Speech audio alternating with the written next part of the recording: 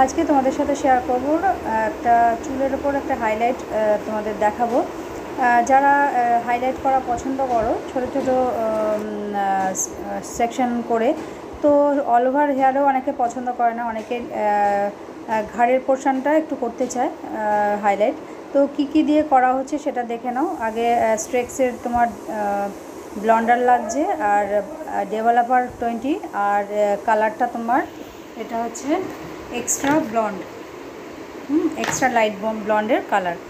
তো এটা 20 ভলিউমের সঙ্গে আমি ব্লন্ডারটা মিক্স আপ করে নিচ্ছি। নিয়ে আমি যে সেকশনটা করব ঘাড়ের পোর্শনে, ওরকম রুট থেকে একটু ছেড়ে আমি কিছু হেয়ার নিয়ে তার উপর অ্যাপ্লাই করছি।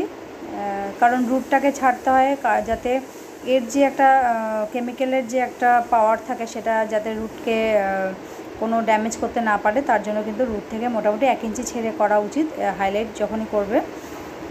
এইভাবে আমি সেকশন করে আমি দুটো পার্টে ভাগ করে নিলাম, যাতে ওদিকে 3টে এদিকে 3টে সেকশন করলাম, করে একটু চওড়া করলাম।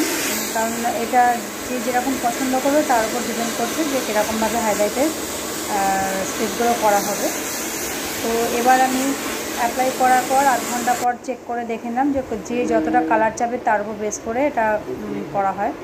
তো তারপর আমি ওয়াশ করে একটু ড্রাই করে নিলাম। তারপরে এটাকে খুব ড্যামেজ হয়ে যায়, তার জন্য একে কালার ডিপোজিট করা হয়। অনেকে ব্লন্ডার করেই কিন্তু এমনি ওই অবস্থায় রেখে দেয়, তার জন্য কিন্তু চুল ড্যামেজ হয়ে যায়, তার সেটা করা উচিত না।